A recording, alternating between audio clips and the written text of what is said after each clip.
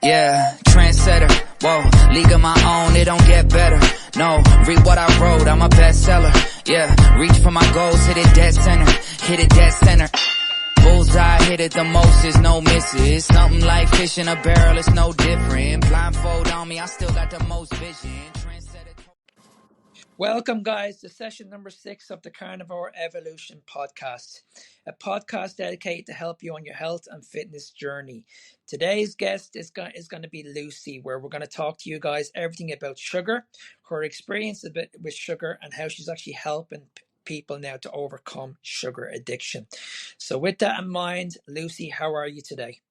I'm good, thanks. Nice to speak to you, Mark. Not you Yeah. too. So before we speak about everything about sugar, give me some backstory on yourself. How do we know each other? So I think your videos on Facebook kept popping up, and what you were saying aligned with my way of thinking, and so I started following you, and then I think things that I was putting out sort of caught your eye as well, and then and then we're just like part of that new thought process and wave about looking at health in a completely different way that's already been chucked out there. We're kind of a new way for people to think. Yeah. You were in the Facebook group, weren't you? With Victoria's Facebook group. Yes, she's great. Actually, Mm. she gives and gives and gives. So yeah, probably Yeah, and I do that be was looking at your Facebook stories, and I'm like, yeah, I need to get Lucy on and speak about this. and I'm here and yeah, ready to go. What do you want to So, know? so give me some backstory. How did you get into this in the first place? So I've always felt like when I was a little girl, I'd always be raiding the cupboard when no one was looking. I was one of those children who, when they were given Easter eggs, my sisters would all keep theirs for weeks, but mine would be gone like really quickly in an hour or two. And I mean, there wasn't much food in the house. I mean, I even remember eating dog biscuits. I was so driven to that. Mm. And then later on, as I became a teenager, then I started looking into diets.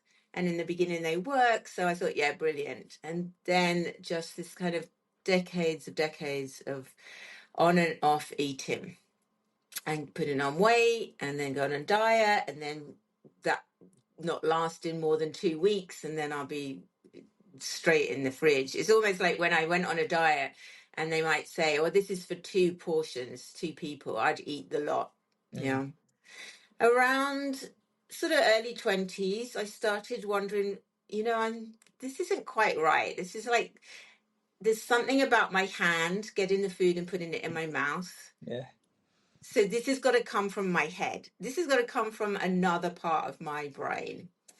And I started researching, and there was somebody called Janine Roth at the time, and she was talking about food is love, Mm-hmm. and it resonated. But it didn't change anything. It just gave me an insight into why I was doing what I was doing. And that led me down this massive rabbit hole, which didn't really have rabbit holes then, but just absorbing everything, studying, doing hypnotherapy, doing anything that alternative, because that route at the time I was studying to be a teacher, and that route down the kind of psychotherapy, and all these big books and ways of thinking, it just wasn't me. So I was always looking and searching for this alternative way to get into the brain, to change at such a deep level, change the networks, rewire. Because and I did a lot around intuitive eating and mindfulness, and that was great, but it still didn't Mm. change that behavior. It was still the behavior of Mm. seeking out sugar. And when I mean sugar, I'm talking about sugary foods and foods that go into our body and raise glucose. Yeah, Mm. say any carbohydrate would do, any sugary foods, sweets, chocolate, anything. I tried the diet route, went vegetarian, went vegan, went raw, and actually when I look back, they had massive I ended up having quite a lot of problems with my gut. And now I know, it's all that cellulose and obviously the carb sort of lentils and beans, which I love. I love vegetables, but it was overloading my body, and it was just fueling in a way. I mean, it was satisfying, but it was still fueling, or something was still going on where I was overeat that. Mm. Yeah, it wasn't it wasn't the food. And I don't eat plants now, but I still have some behaviors around overeating or eating when I'm not hungry, Mm. but it's a lot easier. Mm. Yeah. I mean, within 3 days of cutting out plants, I was like, oh my God, this is magic. This is the only thing that's really worked. Mm. So that, coupled with doing a lot of deep work, repairing and healing childhood trauma, but also looking at in the now, in the moment, because we can have all this information about having childhood trauma, but it doesn't necessarily change, the actual in the now behavior when we're being driven by that part of the brain that just is insatiable and wants what it wants right Mm. now. And Mm. then we just go into, we're just driven to that shop, or we go into a certain cupboard, or we know where that food is. I used to have food saying, eat me, eat me. It was like this monster inside me that Mm. I'd be having a fight with. And so yeah, that's kind of it in a nutshell. I mean, I can talk about this stuff for ages because Mm. I'm so passionate about, really, people that people are intelligent. They don't necessarily need to be um, taught what to eat less, to move more. Okay, Mm. because that's like saying, oh no, I didn't even think about that. Why didn't you tell me? And of course, I'm not saying that fundamentally those things help. But when you have somebody who can't stop eating sugar or sugary things, those things just fly out the window. They are beyond that, right? Mm. And it's quite interesting, those words, sugar addiction and sugar addict. And it's quite hard for people, it's quite a long way off for some people who have behaviors around sugar, but they might not necessarily associate themselves with being an addict. Exactly. Yeah. Yeah. It's and actually there's been a, in it's still really not accepted as an addictive Mm. thing, Mm. sugar. Mm. Yeah, because the DSM-5 aren't recognizing it, and we have some great doctors at the moment who are really really trying to get this recognized as an addiction. Mm. Because And I it's don't think people actually realize how powerful it actually is until you actually come off it. Because that was the one thing I noticed. I noticed, okay, this is, first of all, it's very, very hard to give it up. Extreme. yeah, And I can only imagine what it's like for someone who's a gambler or someone who's an alcoholic. Now I understand more how hard it is for these people to give this up. But I remember giving up the sugar. And as I said, it was really, really hard. But I remember adding it back in about a year later. It was yeah, only then, that's when I realized this is actually really powerful stuff. yeah. That's It, when you're, that's when I noticed it, because I used to be hooked. I used to be yeah, hooked on the soda drinks. I used to drink like a can of 7 or free, probably 3 times a day. right. Didn't have any impact on me whatsoever because I was drinking it every day. I put it in about a year ago. I just had one can. Within an hour, my mental health turned to absolute shit. My aggression went up to here. I just wanted to Yeah. start a fight with people. I couldn't believe the impact this can of soda had on my body. It was unbelievable. Yeah, yes, so right. And it probably wasn't until I went through that as well that I realized, oh my God, I'm an addict. Like Yeah. 40 years of, I'm nearly 60. And so I'm talking about decades of just Mm. not realizing that it was doing that to me, and it's interesting over Christmas because I was, allowing myself, I was making choices of having some sugary things. And then I was like, within that, in the night, couldn't sleep, depression, absolute anxiety, Mm. mood swings, and just go deep down into this very dark pit Mm. when I have sugar.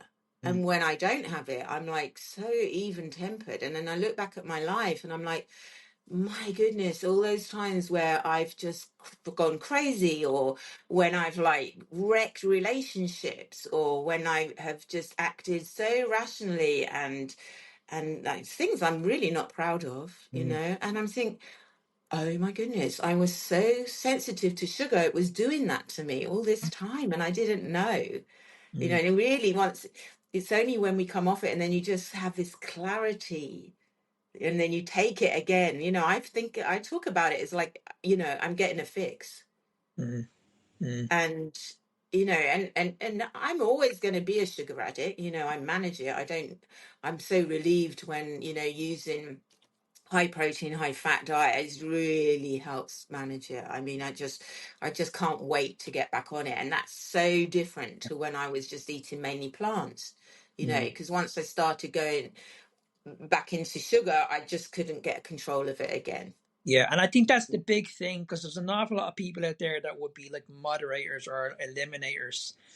I could never see myself as being a person where I could actually moderate this in moderation, where I could probably go 5 days a week where I could focus on being fat adaptive or being in ketosis or whatever, and then eat carbohydrates at the a little bit of carbohydrates at the weekend. I know if I had a little bit or a little bit of sugar, that would have set me off. I would Yeah, yeah, I would have wanted a lot more, and that's where I always struggled when I, like you, when I done the diets, because that's one thing I noticed with people that are doing this now. We all have similar stories. We started off with doing the every single diet. We moved into veganism. We added more vegetables to our plate. That didn't work. Then we eventually moved into keto, and then we eventually moved into carnivore. But I remember when I used to do the standard, like 6 meals a day, I could never switch off that hunger hormone. I was like, yeah, okay, I'm eating a meal, but already I'm thinking about my next meal straight away.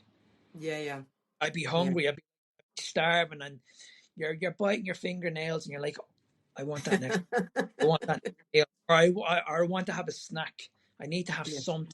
Just that I always had the urgency that I have to eat every couple of hours. yeah. Um, and I was like, this can't be normal, because I remember even on the weekends when I used to have my cheat meals, or I'd go out for a meal, I could never ever stop. I could never stop myself eating. I would eat, and even though I was full, like, no, you know the way you go out for a meal, you have your meal, and it's like all of a sudden the waiter comes out with the dessert menu, and you're like, you're stuffed, but there's always room for dessert. There's always a dessert. Yeah, I absolutely agree with you. You know, and you can't talk about this to people because they just don't understand. No. So we just stop. You know, well, you know, and it's like it becomes this kind of secret world, really. And absolutely relate to that. You're always insatiable. And I think the main two things about, you know, the keys is appetite and satiation. Mm, And they are just not met. You know, it's just like you're always hungry, even though you know your body's not hungry, but it's just like your mouth and your head is always wanting that, you know, exactly. get, you know, it's like a ping pong machine, you know, like a ping pong game in your brain, and it's just lighting up all Yeah. of these wonderful pleasure rewards. But of course your body feels shit afterwards, you know, and then you start, because of that, then you start telling yourself, oh my god, I hate myself, I can't do this, you know, why am I keep doing this to myself, and worse things, right? So yeah, when I go off piste, as it were, it takes me maybe 2 or 3 days to get back, you know, stable again. Mm. And I'm just When you, so grateful. But just on that moderation thing, you know, when I remember only hearing that a year ago, and you know, you can't. I think it was Ken Berry, and he just said, "I can't moderate. I have to abstain." And I went, "Oh, yes, I'm that person too." And you know, and everywhere you look is like, oh, just to have a balanced meal. You could just have eat, you know, and you're like, I'm trying. Like we are, you know, you and me and people like us, we're eating the most healthy food more than anyone else, and yet this thing in our brain is still rattling around and making us dive into that, into the sugary, carby drinks and food. And It's really it's a difficult. huge frustration when you look at your plate and you know it's extremely healthy, but you just and then you're focusing on the whole calorie model. You're like, okay, but I have to track my calories. I have to make sure everything is counted and verified every single day. But it's like I just cannot get over that hunger issue. Yeah, yeah. And I that, mean, I never went down counting calories and tracking micros and macros. It just, I'm probably a bit, yeah, my brain just goes, no, I don't want to do that. And I think there's a bit about that. Um, I'm a bit of a rebel, and I think that bit drives that, I'm not going to let anyone tell me what to do. And I always felt I wasn't very good at diets, because if only I could do what they told me to, and then I'd be a good girl, and I'd get over this, and yeah, it just never happened. Yeah. yeah. And it's such a shame when we look at what's going on now. People are just demonizing sugar as just it's just food. It's part of your diet. There's nothing to be worried about. It's just food. Just crack on. Yeah, yeah, yeah, yeah. And it's incredible how, and I look at your videos, and you always showing people who are saying, go ahead and eat it. And, this the whole kind of uh, eating disorders world also has that, that you should go and just eat the, okay, I was going to swear there, but, eat the cake. And I thought, oh, yeah, yeah, let's do that. But the problem is with that is many of us really can't just eat the cake, It moves on. because what's that? It moves on to something else. Yeah, we're not going to just eat one, right? One slice. Mm, And even if I just ate one slice, the cake is singing at me in the kitchen, mm, and I will go walk past and just have another little bit and another little bit. mm, And so I think what the important difference that I made is that, like you said, I have to abstain, because as soon as I get sugar, the chemicals in that to just do something to my body and brain and mess up my hormones. Actually, that was an important message, and why I moved away from the intuitive world. mm, There's a lot to be learned from that, about mindful eating and really getting in touch with your body. mm. But choose, you can have whatever you want to eat. Well, I'm making a choice, and actually my sugar brain is overridden that, and is just going to Mm. go, thank you very much, I'm going to eat what I want. And of course you can't just have one biscuit. You have to have the whole lot. And when did you make the decision? Okay, I need to break away from this. um I A few years ago, actually, and I can't even remember the exact reason why, but I remember going through menopause, and had some really bad symptoms. But what I noticed is that if I had sugary things, and alcohol, actually, that my symptoms would be, go through the roof. They'd be atrocious, really, really horrible. And there was something in me that kind of, I mean, I was still overeating, but I was just slowing down on the sugar, and experimenting with that, and it really helped. And so over the years, I've just gradually eaten less and less and less. Mm, Yeah, sugar, that is. I'm not saying, I guess there's overeating and there's sugar, but when you have the sugar, it just makes you overeat and overeat. You can't, there's no stopping, right? But when you take that out of your diet, then it just makes life so much easier. yeah, yeah. And when you did you go from keto into carnivore, or did you go straight into carnivore? Let's think, with keto, I probably lasted about a week on that, because you can make all these lovely biscuits and things with That's what I was going to say. with almond I, flour. It was delicious. yeah, like that. When you look at when we look at keto, because I fell into that trap as well. I was like, okay, if I'm gonna do keto, I can have the keto bars, I can have the keto snacks, I can have all the keto stuff. But I didn't realize that these actually had sugars in them as well. And I was like, I thought I was doing good for myself. So Yeah. when I heard the word keto, I was like, okay, if I go into a shop and I see something that says keto on it, automatically I'm going to pick that up without even reading the label. Yeah. It doesn't change that, the reward centers are still desperate to be, have the dopamine hit, and it doesn't matter what diet you do when you're sort of carb sensitive, or, maybe I even had insulin resistance, that all those years as well, which was Mm, kind of feeding into that. mm, I think, and also the diet world makes you think that you're restricting. And I mm, think when I still had that hat on when I was doing keto, that I was restricting myself from all these lovely foods, and why, that wasn't very comfortable for me. So then I'd give in eventually.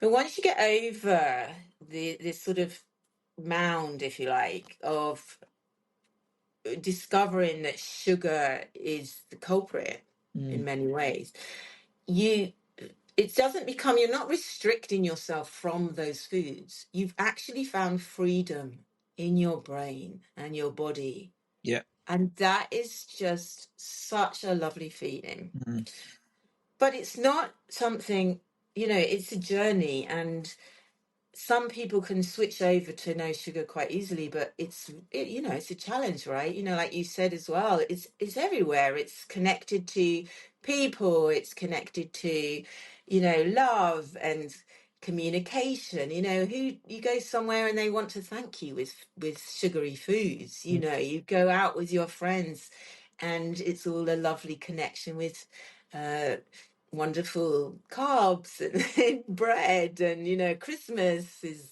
full of lovely sweet things. So it's so deeply ingrained in our lifestyle. And mm, so my thing really is to just really give people a different way of help, I guess, where we really look at what the metaphor of that food is. And we go into the subconscious and find out also where the connection of food, what is the meaning of that? Why is that food so important? So as we've been talking very much on a on a biological way, but then I really work with the psychological aspects of that. mm, mm, What is it feeding?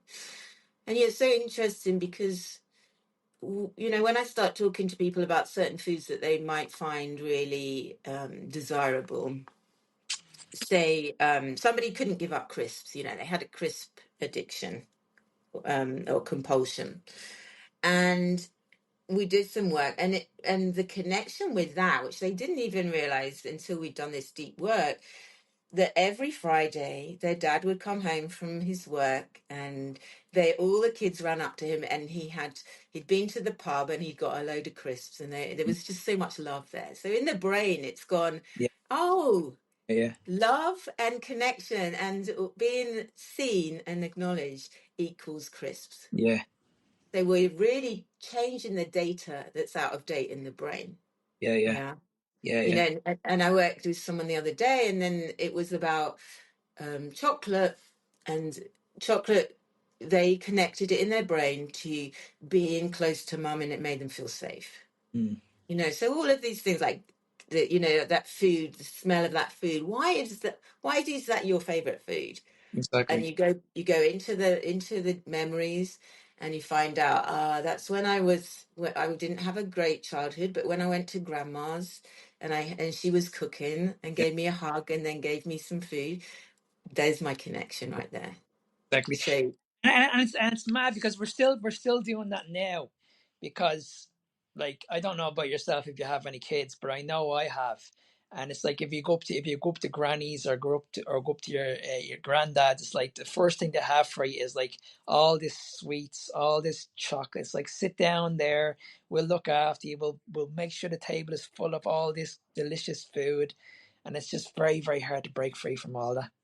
yeah, and that's how it kind of should be, right? Like that's how it's always been. Even Paleolithic man, like would or humans, and they would have like, look, it's Yeah, time for the crop. We found this lovely bit in in the forest, and there's some, loads of berries here. Let's all gather around. I'll take it home and sit around the fire.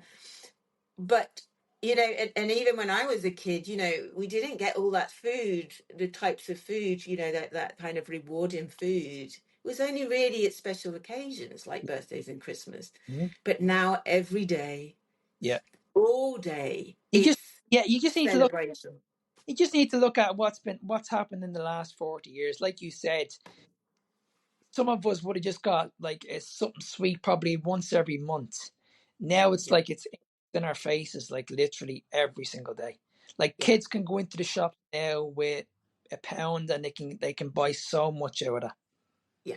And and that's the way it is, and I can't blame that, but it's almost like the word treat is like, Yeah, well, it's not once in a while. I'm going to have a treat all the time. Why wouldn't I? And your brain's going, well, I'm just treating myself. I'm looking after myself. I'm self care. It's self yeah, soothing. There's all these different layers that we're not realizing. But obviously, the food manufacturers absolutely know these right. connections. Yeah, This makes us feel good. So, yeah, of course, when we're feeling a bit uncomfortable, when we're feeling a little bit out of sorts, or something comes into our head and we're not even conscious of it.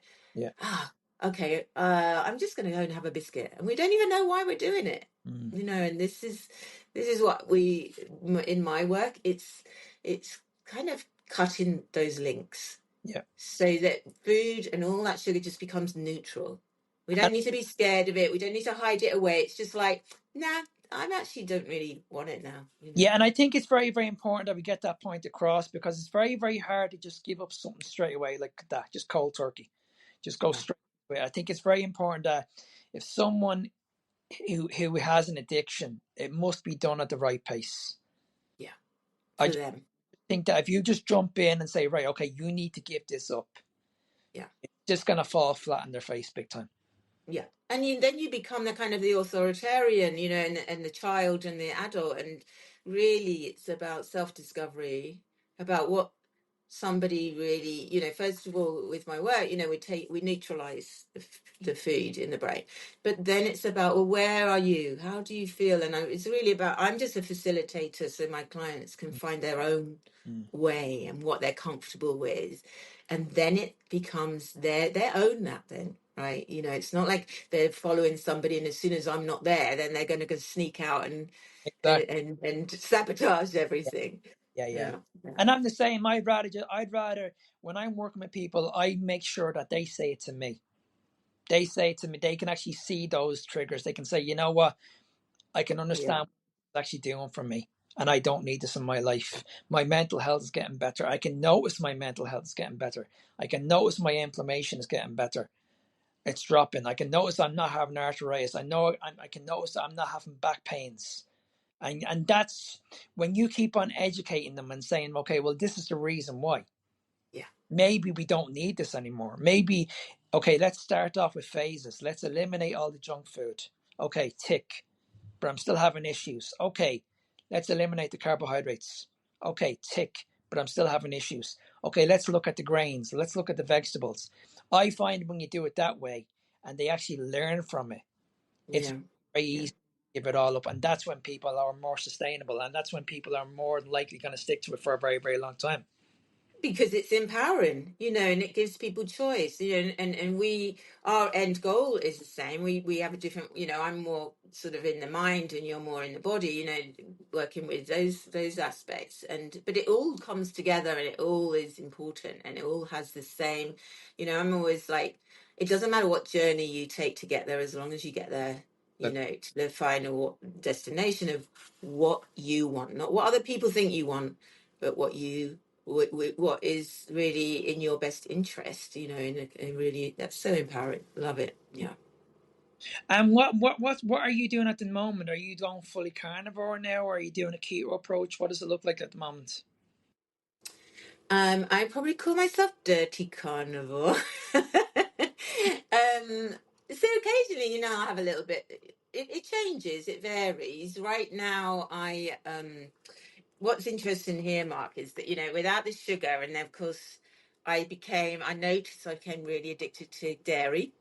Hmm. Yeah, and I'd never noticed my behavior in such a stark way. Because, of course, we know now dairy has casomorphins in it, which, you'll give me morphine, I'm going to kind of, that part of my brain is just going to run for that. So I'd be driving along and I'd be like, oh, I'm not having sugar today. And then suddenly I was not, sorry, sugar, not dairy.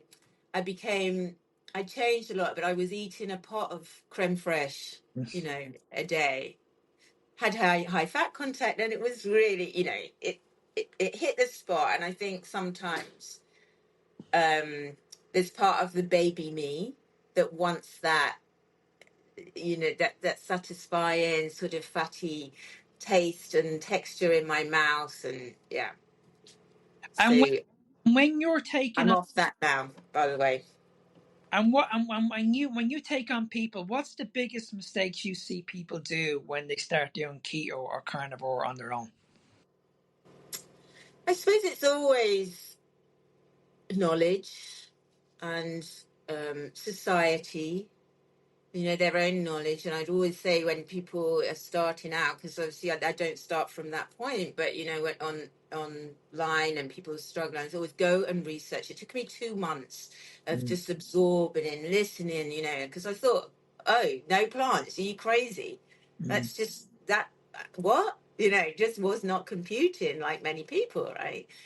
So I'd always say go and research as much as you can. And I'm actually a primal health coach qualified now, and so I am qualified to help guide people and support people through keto and carnivore. And so that's something for people to do if they feel isolated, is to get a coach or get some support. And if that's not possible, is just to, you know, read, watch, and just really see it. It's not a diet, it's actually a complete way of living. mhm, It's really getting your head around that. And, I'm quite kind of like, not, don't go on this diet if you just want to lose weight, because it needs to be you need to have a different why, because your mm, subconscious doesn't care about that. You need a mhm, why do you want to lose weight? Well, how is that going to, really dig into why you want to do that? mhm. And because those times when we're going into any different way of eating, there are times where life gets in the way or we lose focus. Yeah. But if we have our why, write it down, stick it on your fridge. Yeah, but it wasn't really about losing weight. It was to get rid of an ailment. It's to feel more at peace with myself, or to feel more myself, or to get this energy, or because one of my whys is because don't want to end up like my mother with a huge bag full of medication, So there's all sorts of different, we just have to make sure that everybody feels ready and prepared, and we can help them get to that point. Mm, And like you say, help people see, how is this changing now? Record that, because those times when you're feeling a little bit like you want to dive into that barrel of biscuits, there's your why. This is why you're doing it, mm. and take ownership of that. And for a lot of people, when you ask, like you said, when you ask the majority of people, okay, what do you want to do? You'll always hear people, I just want to lose weight. That's my Yeah. goal. I just want to lose weight. Mm. But it's like, And okay, why do you want to lose? yeah, Like people don't understand that this is not actually going to make you happy, because it can't make you happy if you're in a calorie deficit. yeah, You know you're going to be hungry. You know you're going to be miserable. And then when you do eventually lose the weight, it's like, okay, where do you go from there? And that's how yeah, people they get to yeah, they get to the end. They get to that end goal, and it's like, okay, I've achieved this. So what do I do now? I'm going to go out. I'm going to have a big party. yeah, Or what drives me crazy is when people say, okay, I have a holiday coming up now in June, so I'm going to start my diet now in February, and it's like I'm going to diet now for four. I'm going to diet for 4 months, and then when I go on holidays, I'm going to eat whatever I want. I'm going to eat whatever I want. I've achieved that body, so I'm going to eat whatever I want. I'm like, no, this is not the way. This is not the way you should be doing it. This is the reason why so many people are having these disorders when it comes to eating. mm, And I think it's very, very important, like you said, for educating. The reason why I asked the question is because I find that a lot of people, when they do carnivore and they do keto, they think that it's a high protein diet. It's just Mm, like, I eat a protein, I can eat what, like in our supermarkets over here, there's a lot of meats over here in our supermarkets. But if you look at the labels, mm, there's tons of sugar. Like, yeah. people don't really understand. I think there's around 70 or 75 hidden sugars in our foods now. And every time I look at a label in the supermarkets, you can clearly see the likes of dextrose and all these hidden sugars. And people are buying these foods because they're extremely cheap. So when you go towards like the red meats, like steak, beef, all that kind of stuff, in my country, it's extremely expensive to buy that. But when you look at something like, say, it's three for a tenner, and you look at the back, and it's like only 80% of this meat is only protein, 80%, and then the rest of it has like about 20 or 30 different ingredients that you've never even heard of. And then people are doing all these, they're doing this way of eating. They're like, okay, but I did keto, I did carnivore, but I really, really struggled. I really, really struggled. Now, if I'm struggling, you're going to struggle. And that's what really frustrates me when you see all these influencers on social media. I did carnivore, I did keto, but I still had the same urges. I still had the same cravings. I could never get rid of those cravings. And if I had the problems, you're gonna have the problems. Yeah, yeah, and it's just that one individual person, isn't it? And it's kind of blaming something which has another reason why. Yeah, the whole, basically supermarkets, have us, they understand, it's so tricky to go anywhere where you are not bombarded with so much UPFs. And it doesn't need to be that way, but there's this thing called a food drought where there is only that food offered. And if you have got a small budget, and and you've got a family to feed, you're going to just feed them what you can afford and what they can eat. And it is a privilege to be able to have a choice to be carnivore. And I'd never ever forget that. It is possible to add in more meat on a budget. I love a can of corned beef. Again, check the ingredients. I think I'm the only one. I walk around looking at all the ingredients. Get my glasses are on and off all day. Chicken wings, are great. Loads of stuff with mince. This is the mindset that you have to have, is that I'm actually doing this for my health. I'm doing this for my sanity, and I can't go back that way to eating those foods. So I think everybody's going to be on a journey, and some of those influences that you said just haven't quite, they're still on that journey. There's many of those influencers who actually have eating disorders and and some of the, like, even the kind of gym bunnies, they do have eating, they're using gym and muscle to kind of like purge in a way, but actually they have got some issues with food. And say, and they're on that journey where they haven't learned something different.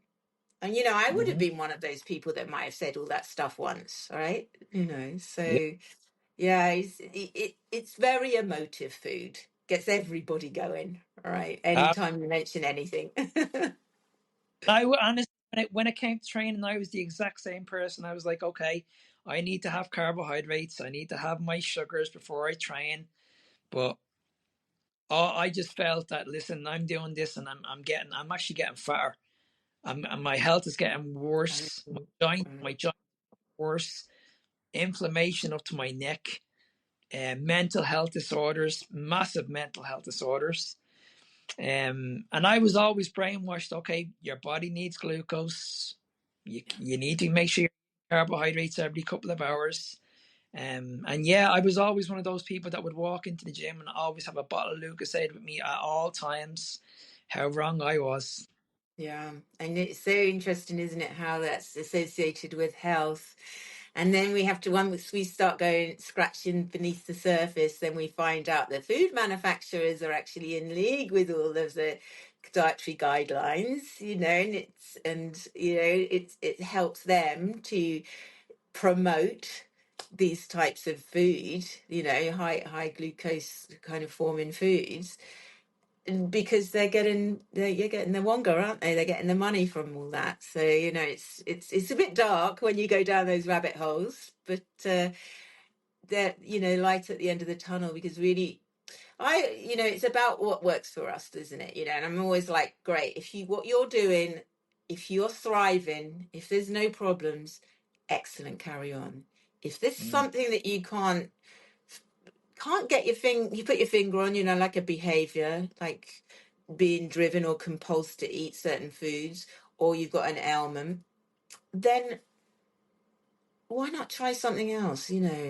There's either the pill route, or there's, let's see what I put inside my body with all the food and the environment that can help that.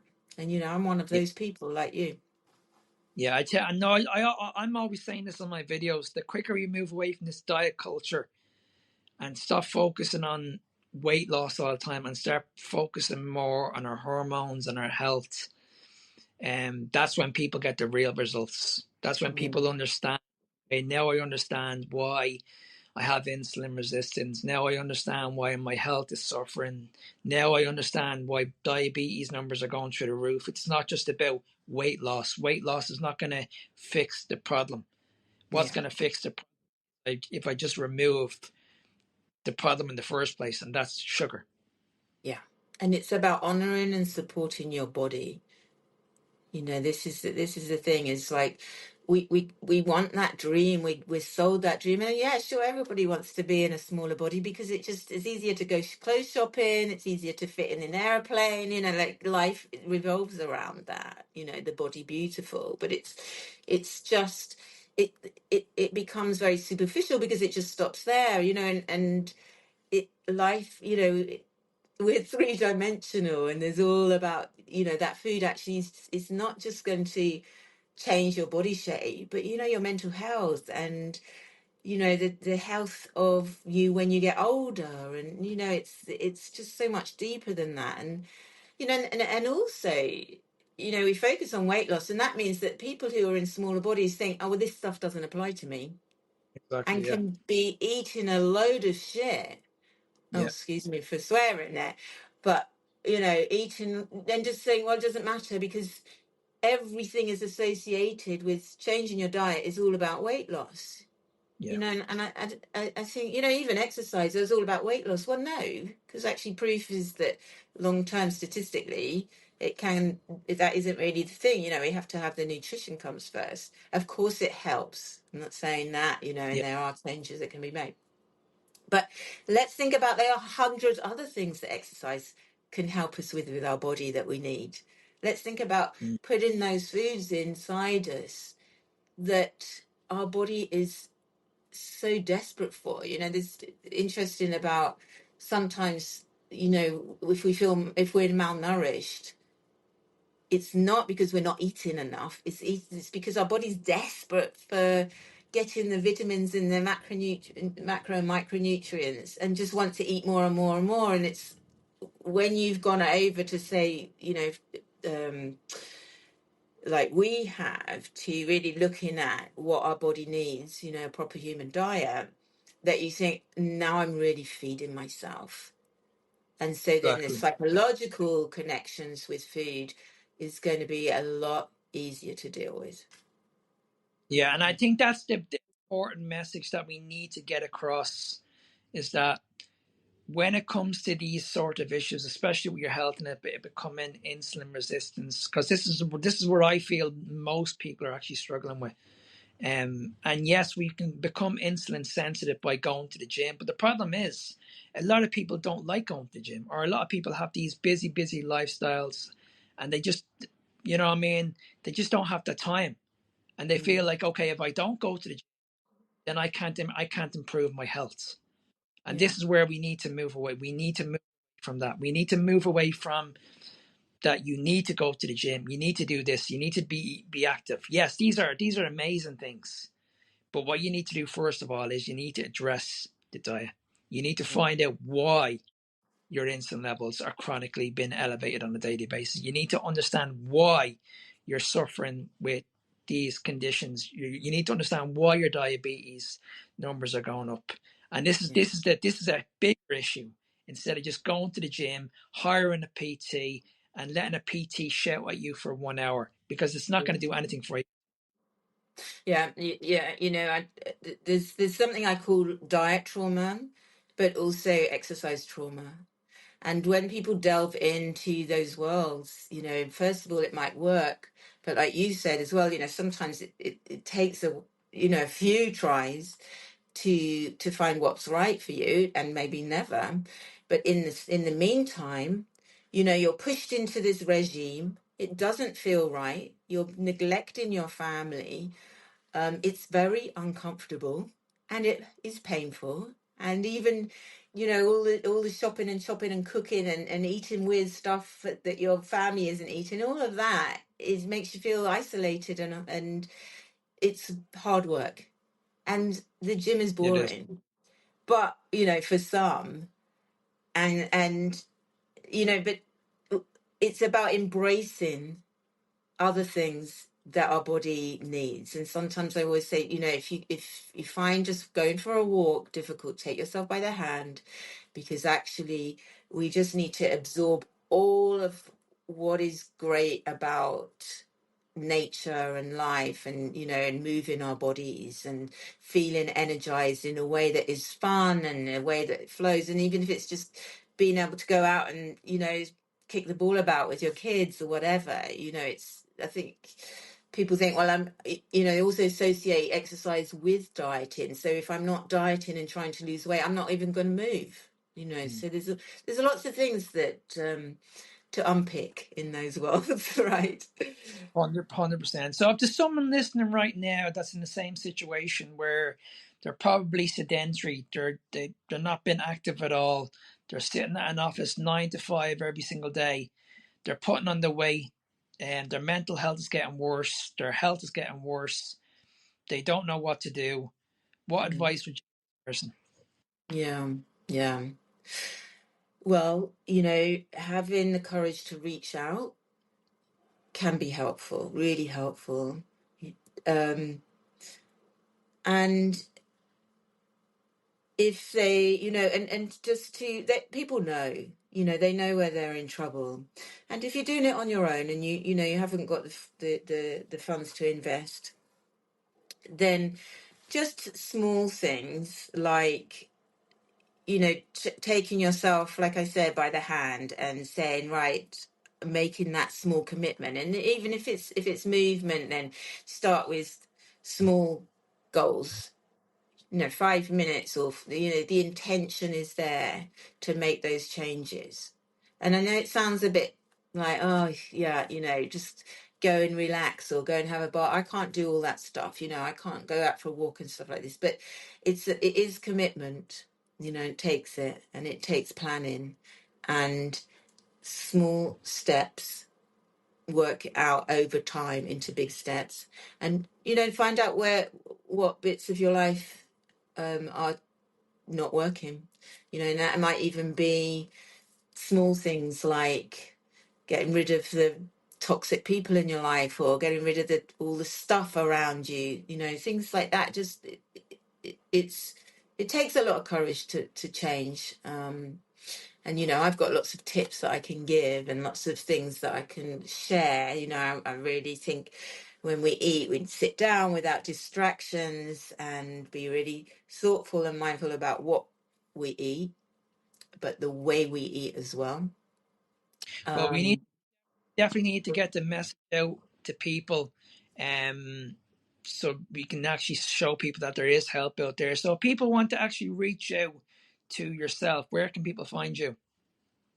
yeah, so I'm doing a lot of background work at the minute to get some programs up and running. That at the moment, probably the best place is just to reach out to me, send on Facebook, send me a message, we get a conversation going and see if I'm the right person, for you. And that, yeah, right now, Facebook, and it's Lucy Still, and I'm better, and my alternative is the Quit Sugar Coach.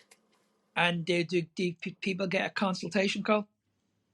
Yep, I do a free consultation call, Amazing. just to make sure that that person is in the right place.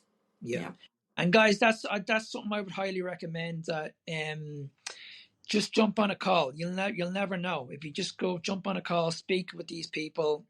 It could be the best decision you ever make. And as we mentioned, there is a lot of help out there. So if you are stuck and you are in an office job and you feel like you're lost and you feel like, okay, no matter what you do, it just doesn't work. No matter what diet you do, it just doesn't work. It may be time to just try something different. yeah, yeah, absolutely. It's a big, big old world out there with so much conflicting information.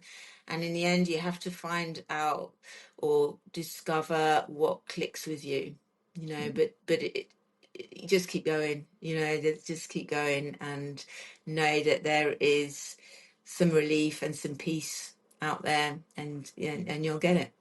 Amazing advice. Amazing advice. Well, Lucy, I want to thank you very much for coming on. And we'll definitely have to do this again in the near future. Yeah, wonderful. Yeah, lovely to be here as well. Thanks so much, Mark, for having me. Speak soon. Okay, bye now.